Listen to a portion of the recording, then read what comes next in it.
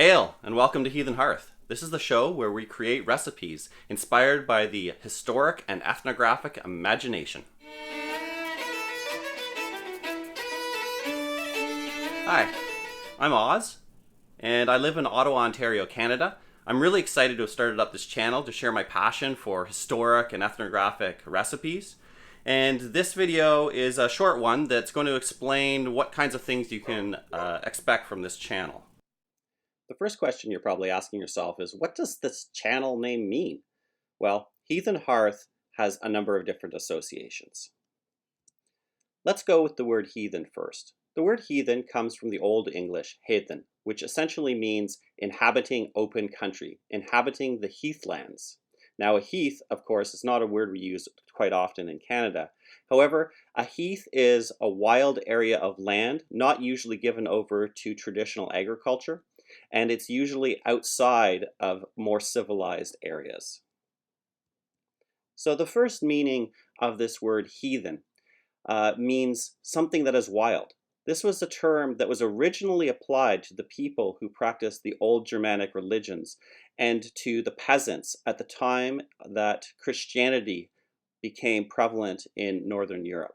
So the meaning is one of wildness, of being pre-modern, of not being colonized, because these were peoples who had not yet received the message and had been under the tutelage of the larger city centers or the kings. This was also too a sense of freedom. So heathen can mean all of these things. And so I will be making recipes that give this sort of sense of this more wild past. So we have recipes like the Paleo recipes. However, I'm going to be doing real Paleo recipes, trying to recreate recipes that could have been eaten in Paleolithic Europe.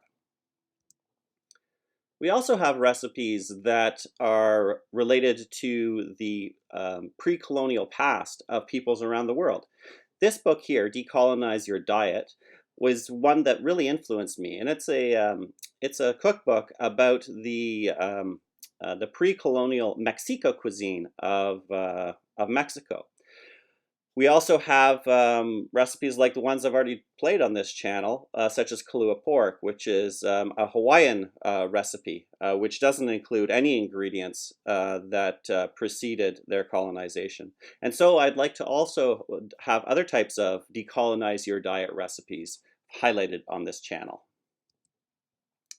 Another meaning of the word heathen is that sense of being pre-Christian, especially the pre-Christian religion in Scandinavia and amongst the Germanic tribes, such as the Anglo-Saxons, the Frisians, and the Saxons of northern Germany.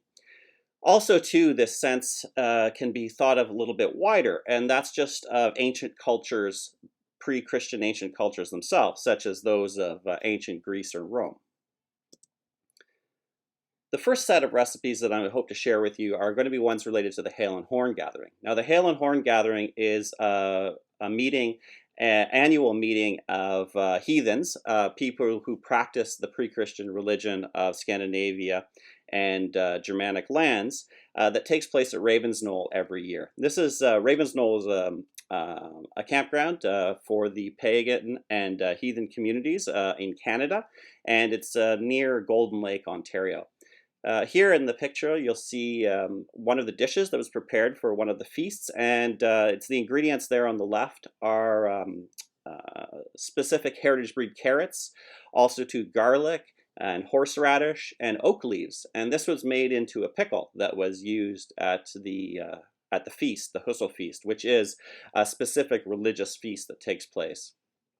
Also, too, we have the other picture here is æbleflæsk, which is a Danish recipe, which is essentially a spread made out of lard, bacon, and apples. I'm going to be sharing a number of recipes from the Hail and Horn Gathering, and I have been very slowly working on a cookbook that I hope to make available over the next year as well, of recipes that have taken place at the Hail and Horn Gathering. Another set of recipes, which is related, that I want to be sharing on this channel, are Nordic Way recipes. There's been a lot of research about the healthiest ways to eat, and what is a general trend is that oftentimes traditional diets from different cuisines around the world are chosen as healthier ways to eat. It could be the Hunza have been highlighted. The people of some of the Greek Isles have been identified. The Mediterranean diet specifically. Also, too, we have Japanese cuisine, specifically the Okinawan diet, has been identified as being particularly healthy. And more recently, the Nordic diet has had a lot of research done and has been shown to be particularly healthy. So what I'm going to be doing on this channel is highlighting some of these specific Nordic way diets, particularly those that are recipes that are more traditional under this heading. Another meaning of the word heathen is the sense of being a heretic, an iconoclast, someone who's crazed outside of the normality and is just a nonconformist. And there's going to be a few of those recipes on this channel as well. The first here is, although I'm going to be making ancient recipes, you see here on the left, sometimes I'm going to be making them in extremely modern appliances. And one of them is the Instant Pot. I just love the Instant Pot. It is a multifunctional kitchen tool, and it's not exactly high cuisine to be using kitchen gadgets such as this, but I just love it, and it's a little bit outside of normality for that reason.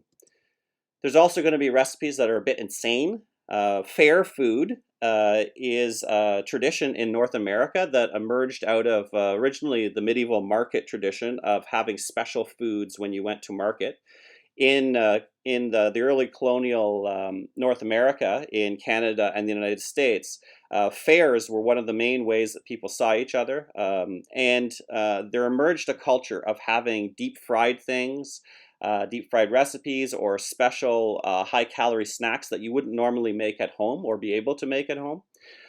And so they emerged this sort of tradition of these insane dishes, and it's sort of culminated, for instance, in things like deep fried butter. Here, there's an example of me making deep fried pizza. So I'm going to be highlighting a few of those kinds of recipes as well. Now, another type of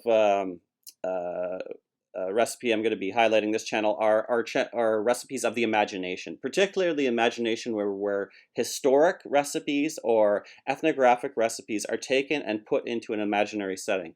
And my favorite is Game of Thrones. So here you'll see an example of a Game of Thrones dinner party. I called it a Dornish dinner party, where I had Dornish roasted snake on the menu, as well as a number of other dishes you'll see there, including a melon salad.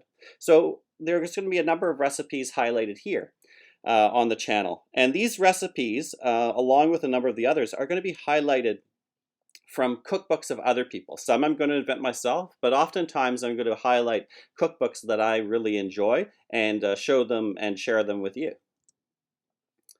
Now, those are the meanings of heathen. There's also the sense of the hearth. Now, the hearth is a term for where the fire is set, where people live. And that can be a campfire originally in the far back in time. Now it's more like the fireplace. And then the fireplace emerged and became the oven, became the furnace, it became that warmth of the house, but it was also the place where food was made. The hearth is a symbol of the home. And what is made at the hearth is bonds of friendship and community, and that is done through interacting through the food ways, the ways of the people that they make food and solidify those bonds. And so we have the hearth as well. I'm going to be trying to upload weekly videos to this channel. Now, there's also curated playlists that you can check out of other people's videos that fall in the themes that are going to be explored in this channel. So please check those out. It would be great if you could subscribe to my channel, and remember to ring the bell so you always get updates for new content that appears here. And please share the videos. It would be really great to have to be able to share this type of experience with a wider group of people, and it would really encourage me to make new content. Thank you very much.